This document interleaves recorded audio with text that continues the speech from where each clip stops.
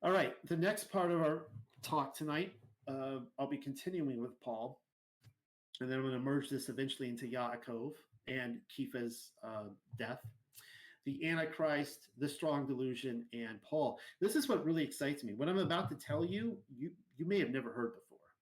And I think, hopefully you all agree that what I'm about to say will make total sense. Like what I'm about to say, you can't unhear. What is a strong delusion? Where did it originate?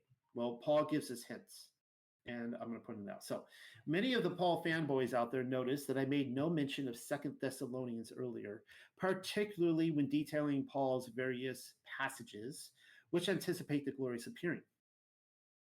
If this is at all like those other 1,000 instances in my writing career, then they are currently going about social media writing status updates about me, snubbing the passage, and also how I've been stumped and incapable of answering it, and that preterism or whatever label I've been assigned to this week. Last week I was a Gnostic, if I recall, has been defeated once and for all. Oh, believe me, Paul's Antichrist warning was on my mind. I simply wasn't ready to talk about it yet.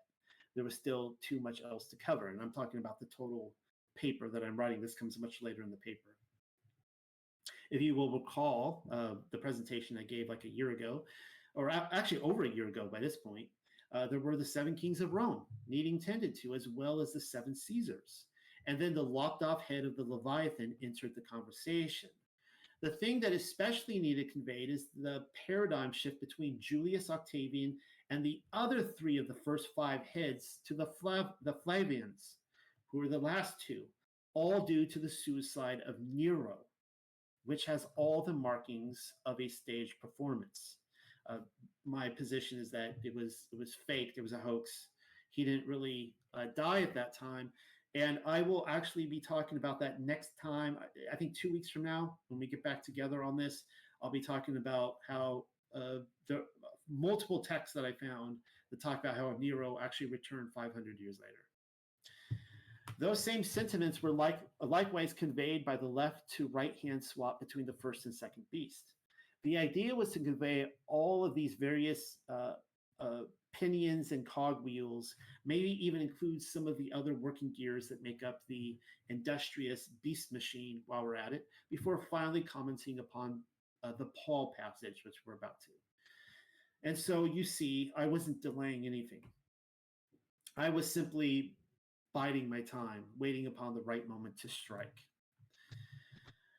So 2 Thessalonians 2, 1 through 12, probably one of the most quoted passages in the whole Bible, usually from people who are saying that, when the Illuminati play their Antichrist card in the future and the third built temple, now we beseech you, brethren, by the coming of our Adonai Yahushua HaMashiach, and by our gathering together into him, that ye be not soon shaken in mind, or be troubled, neither by ruach, nor by word, nor by sefer as from us, as that the day of Yahuwah is at hand. Let no man deceive you by any means, for that day shall not come, except there comes a falling away first, and that the man of sin be revealed, the son of perdition, who opposes and exalts himself above all that is called Elohim, or that is worshipped, so that he as Elohim sits in the temple of Elohim, showing himself that he is Elohim. Remember ye not that when I was yet with you, I told you these things? That's the thing about Paul's letters. He's always commenting upon private conversations. You don't get the fine details in his letters. He's leaving out stuff. It's just a one-sided, kind of relaying of facts. And now ye know what withholds that he might be revealed in his time. For the mystery of iniquity does already work. Only he who now lets will let until he be taken out of the way. And then shall the lawless one be revealed, whom Yahuwah shall consume with the ruach of his mouth and shall destroy with the brightness of his coming. Even him whose coming is after the working of Satan with all power and signs and lying wonders, and with all deceivableness of unrighteousness in them that perish, because they receive not the love of the truth, that they might be saved. And for this cause Elohim shall send them strong delusion, that they should believe a lie, that they all might be damned who believed not the truth, but had pleasure in unrighteousness. 2 Thessalonians chapter 2, 1 through 12.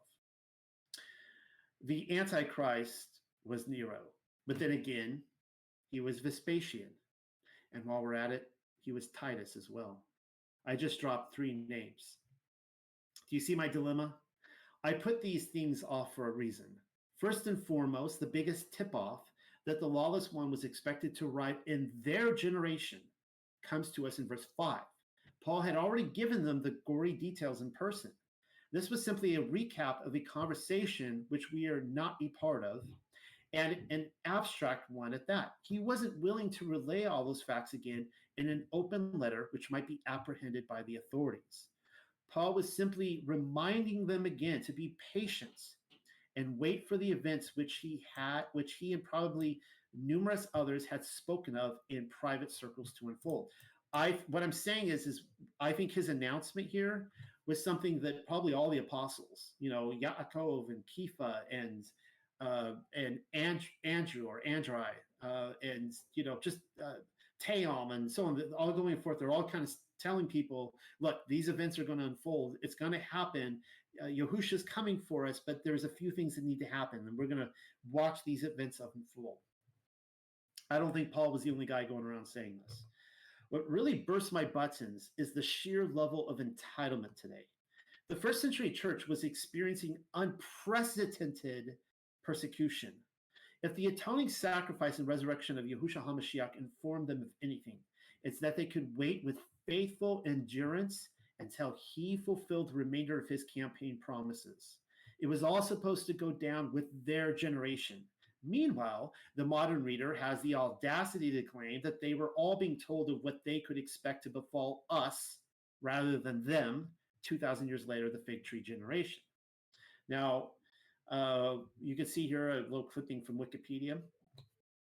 Scholars who support its authenticity, this letter, 2 Thessalonians, view it as having been written around 51 to 52 AD, shortly after the first epistle. Those who see it as a later composition assign a date of around 80 to 115 AD. Why is that? Why do they assign it to 80 to 115? Because it describes the events of 70 AD is why. They don't want to, pastors don't want to tell you that. Paul's, and by the way, I believe it was 51, 52 AD. Just saying, though, that it describes those events so well. Paul's brief adventure in Thessalonica can be read about in Acts 17. He enters a synagogue and begins teaching, as was his custom, on Sabbath. Some of the Yahudim believe on Mashiach, and many of the women. While staying there as a guest of Yason, which would be modern Jason, the unbelieving Yahudim surround his house by night, hoping to drag them out of the house.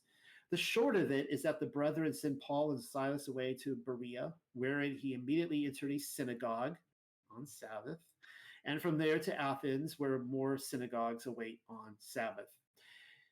It was at Corinth, presumably in 51 to 52 AD, that Paul penned a quick succession of 2 letters to the believers of Mashiach. Why do the secular scholars claim it was written as a pseudo-piece anywhere from the late 1st century to the early 2nd century then? There are textual reasons and some interesting mix and match theories for sure, none of which concern me at the moment. In their less guarded moments, an honest scholar will tell you they are slapping at the wall, seeking a light switch in the dark as to the dating, because they don't know. I've seen like historians at like universities like Yale and Harvard and others, they all say that. It's all a guessing game, and they're paid to inform us of our reality. But then there is the Antichrist dilemma. The main reason for why they push the composition of this letter, 2 Thessalonians, to a later decade, as I've already told you, is for the same reason that Yochanan's revelation doesn't show up until the 90s. Because only the pastors are the ones going about detaching the sheep from the reality of Yahushua's generation and convincing them that the events foretold haven't happened yet, when in fact they did happen. Meanwhile, the secular scholars are reading these books too and going, oh crap, Paul and Yochanan are talking about Nero and the Flavians, and we can't have that. People might begin to think that the Bible is true.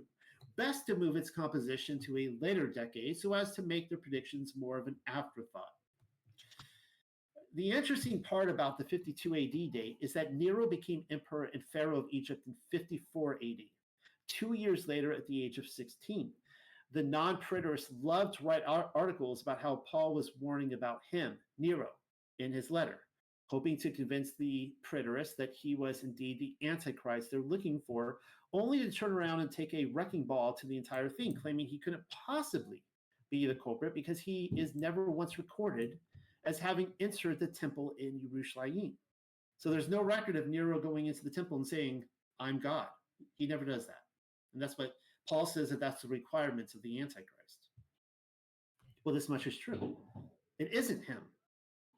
Nero's not the guy he's talking about here. Not that he wasn't a man of lawlessness. He most certainly was. He was an Antichrist too. He was most definitely the spirit of Antichrist. The problem, as I see it, is that the eschatology people aren't thinking fourth dimensionally enough. Nero may have been a head on the beast, but the beast has more than one head. Don't make me go over all that again. It will be on the test, though, just so you know. Now, here we see a couple of coins. This is the Titus coin. I will point out that that is a first century depiction of a Jewish man on there. We get a lot of debates where, were the Jews black? That's clearly not a black man on there. What I'm saying is that it's very selective. All the evidence I see shows that they look like Middle Eastern people of the Mediterranean region. I will ask the real man of lawlessness to please stand up, and that person can be found on the front side of coinage. Titus was the seventh and final head of the beast. The reverse of the coin, by the way, shows a Yehudan man kneeling before the Roman captor, because, as you know, Titus was the grand finale of the Revelation Beast project. Before I pick apart 2 Thessalonians for you, it would be good to read more of his backstory.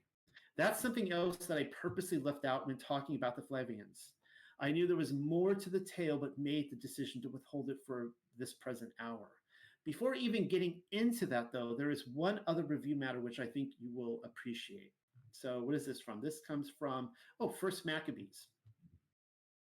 For the king had sent sepharim, or letters, or books, by messengers into Jerusalem and the cities of Yehud, of Judea, that they should follow the strange laws of the land and forbid ascending smoke offerings and sacrifice and drink offerings in the temple, and that they should profane the Sabbaths and feast days and pollute the sanctuary and holy people, set up altars and Asherah poles and chapels of idols, and sacrifice swine's flesh and unclean beasts, that they should also leave their children uncircumcised. Why is all this so familiar?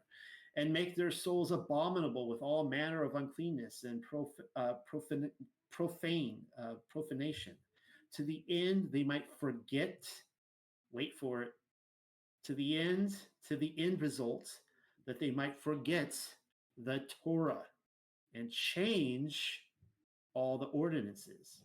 Who did this? The man of lawlessness in 1 Maccabees. Dun, dun, dun.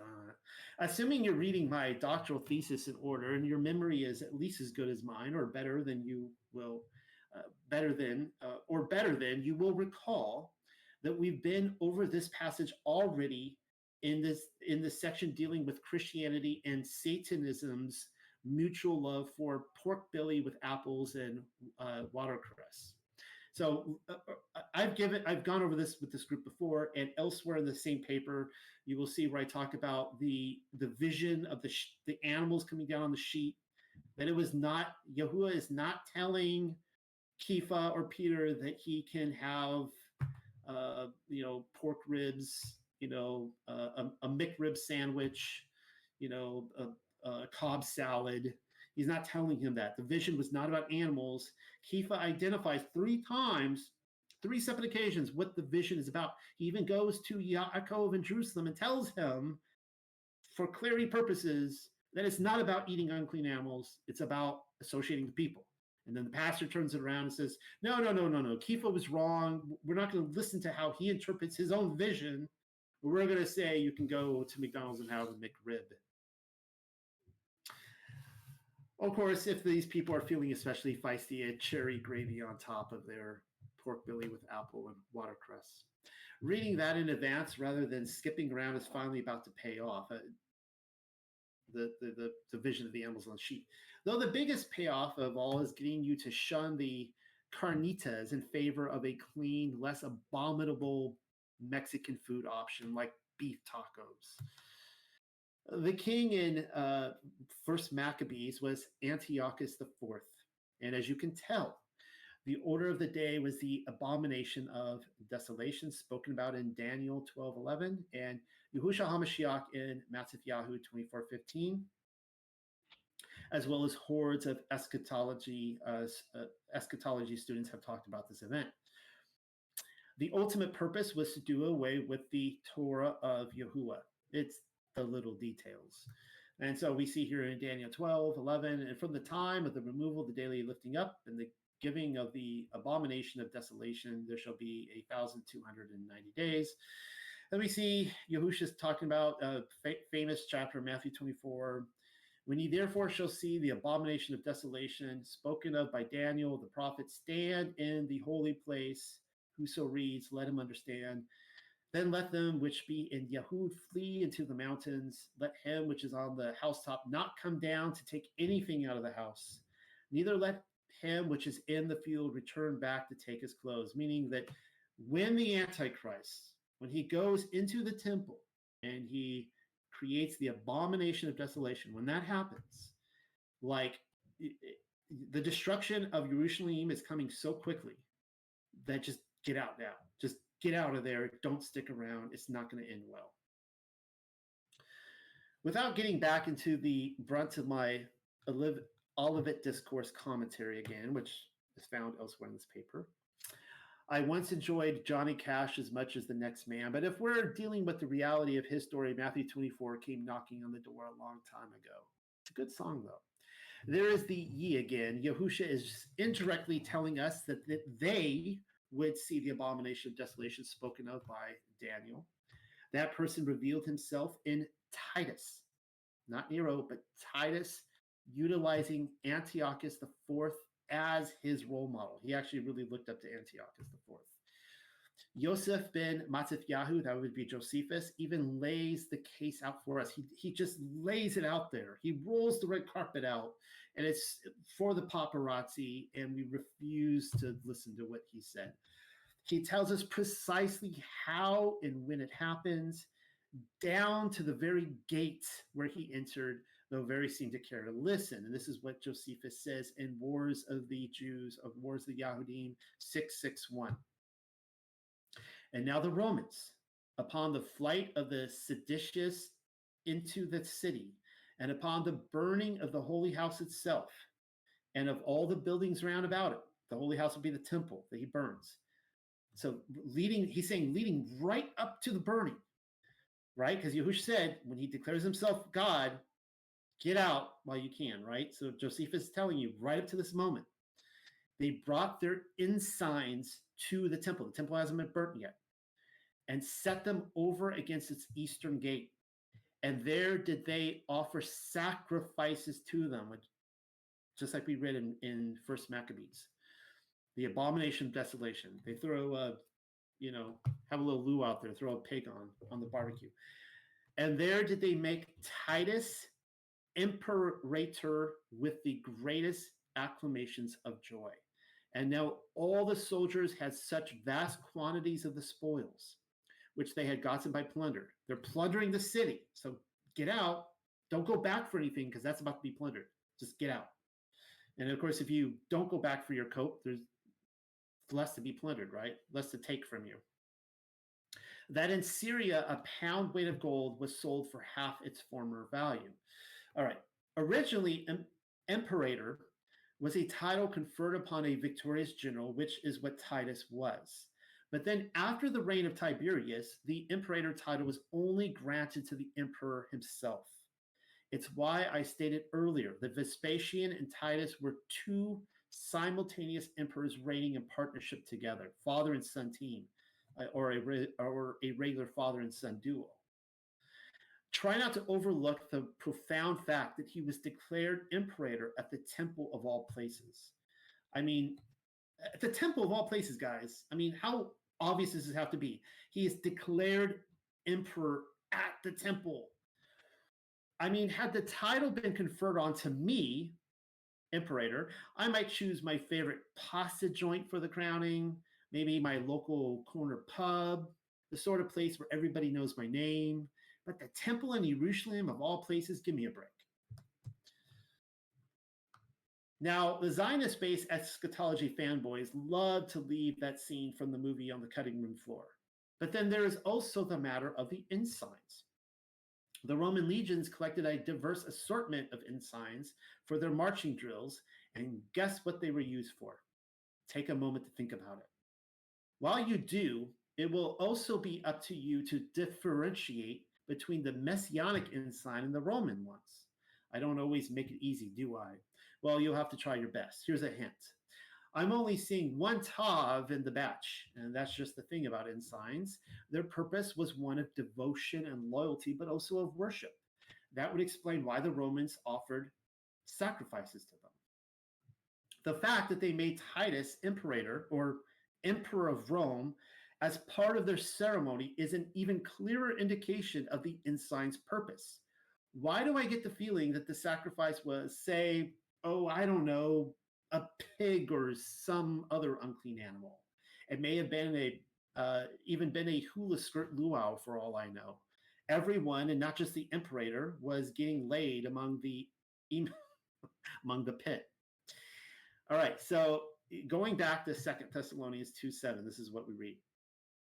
For the mystery of iniquity does already work. Only he who now lets will let until he be taken out of the way. So somebody needs to be taken out of the way for this particular Antichrist to show up at the temple. All right. So cross-referencing that with Revelation 13:4. It's getting late, guys. Revelation 13:14. And deceives them that dwells on the earth by the means of those miracles which he had power to do in the sight of the beast, saying to them that dwell on the earth that they should make an image to the beast which had the wound by a sword and that did live. So the one that was taken out of the way, right, he did live. Supposing a preterist inserts Imperator Caligula into 2 Thessalonians 2:7, claiming he was the one taken out of the way to make way for Nero, then he would be counting the heads on the seven-fingered beast puppet all wrong. Nero was bad news, but he wasn't the end of the story by any means. The confusion happens because there is such an emphasis on the 52 AD copyright date that Paul's publisher supposedly stamped onto the church letter. No, Nero was the one taken out of the way to make way for the Flavians. And you'll have to refer elsewhere in this paper where I take you all through that. That basically Nero's suicide was kind of like, it was like the end. Like that was a big political scandal. Like, is Rome done for? It certainly hiked up the confidence of the Yahudim who sparked their war, because it's like, we can take out Rome now. Like, look how weak Rome is. Their own emperor is dead. Rome burns, to the ground. We can take these guys out. That factoid of his story becomes most evident when lining up the passage with Revelation 13:15. The second beast sets up an image or ensigns, thereby directing traffic into the current of emperor worship. Even though the people of Yehuda held their breath, hoping that the head of the beast was destroyed after Nero's reign of terror came to an end, Rome was back with a vengeance and stronger than ever. Titus made sure of that fact. So now let's once again cross-reference the two, 2 Thessalonians 2:4. Who opposes and exalts himself above all that is called Elohim, or that is worshipped, so that he, as Elohim, sits in the temple of Elohim, showing himself that he is Elohim. And then we read in Revelation 13:15, one verse over, and from what we've just read. And he had power to give life unto the image of the beast. The image of the beast should both speak and cause that as many as would not worship the image of the beast should be killed. All right, cross-referencing the two with Wars of the Yahudim 6:6:1 once again reaps its rewards. Paul warned the believers of Thessalonica of the lawless one who would sit in the temple in Jerusalem and declare himself to be Elohim. The Caesar you seek is Titus. He was the very individual who gave life to the image of the beast in Revelation 13:15. We further read that anyone who didn't worship the image of the beast would be killed. Well, why do you suppose Titus? Well, what do you suppose? Okay, well, why do you suppose Titus did what he did in the temple? He was giving the Yahudim one last chance, an ultimatum: worship him or die. He basically shows up and goes, look, here's all my ensigns. They all declare who I am. They just declared me as emperor. I'm in charge. I'm Elohim. I'll cut you guys a break. All right, you guys just honor me. Just acknowledge that I'm Elohim, and it'll be good for you. It'll go good. All right, but if you don't, I'm burning this place down to the ground. Paul's warning and the arrival of Titus is a locked case, if you ask my opinion on the matter. The defense rests. I hand it off to the jury. But before I do, there is one other theological bullet point capable of burning bridges, in which nearly all students of eschatology get wrong. Seems like just about everyone falls flat on their face with this one, defiantly so, and enjoys doing it over and over and over again. It has to do with the strong delusion, and here is what we read about it.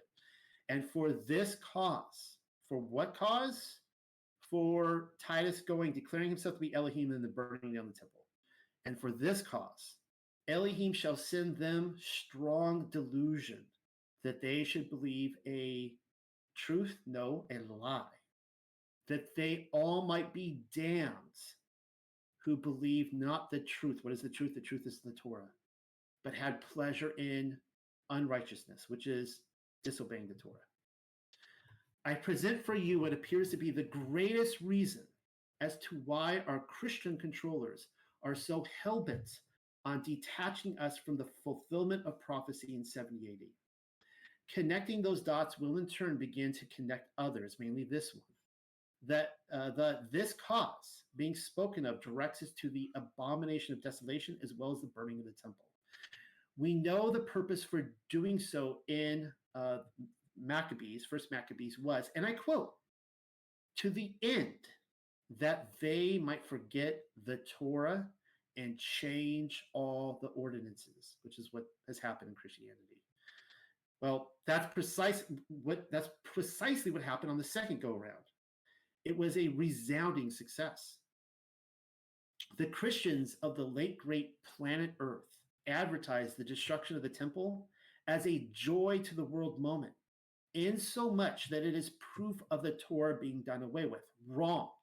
They couldn't be any further from the truth on this one. Psalms 119, 142 says, your righteousness is righteousness forever. Forever. And your Torah is truth. The Torah cannot become an untruth. That's not the way it works. Turns out the strong delusion spoken about is a direct cross-reference to Psalm 119. Paul is literally quoting from this verse. When I saw that, I was like, boom, there it is right there. He's quoting from this verse, Psalm 119. In saying that many will believe not in the truth, he is speaking of those who reject an obedience to the commands found in the Torah. They have believed the lie, that the Torah is done away with. The destruction of the temple assures them of that apparent fact. When warning about those who prefer unrighteousness, he is speaking of those who reject the very character of Yahuwah Elohim, which is forever and unchanging. Actually, he says they will take pleasure in doing so. I take that to mean they have been given a license to sin. Elohim isn't bipolar, guys. He doesn't keep making up his mind over and over again. There is your strong delusion. Now, I will say really quickly that there was some, little editing errors in here. Hopefully, Rebecca, you're paying attention to this. This isn't the edited copy, but I published this section. I just went through, I think last week, just this week, yesterday, in fact. One of my favorite guys out there. You guys all know the name Jay Dyer. I'm not slamming the guy, but he actually had a Torah guy come onto his channel, on Jay Dyer's channel, and he debated him. And the Torah guy, he's saying why the Torah is the standard of righteousness and truth, and Yahushua HaMashiach and stuff. He's given great points. The first point that Jay Dyer put out there as to why we don't have to follow the Torah anymore, he brought this up. He said the temple was destroyed in 70 AD, and that was a fulfillment of the Torah. It was done and over with. So what he's actually, when Christians say this, when they're telling you this, I've had people tell me this probably dozens, if not hundreds of times by now. Noel, you're living in a deception that you think the Torah is the standard of righteousness because the temple was destroyed and that's proof we don't have to do it anymore. What they're actually saying is the Antichrist destroyed the temple, and so thank you to him, we're free from it now. Whoopee, right? All right, so there's your strong delusion right there, and it's connected to the 70 AD event, and you see why they're trying to detach us from it.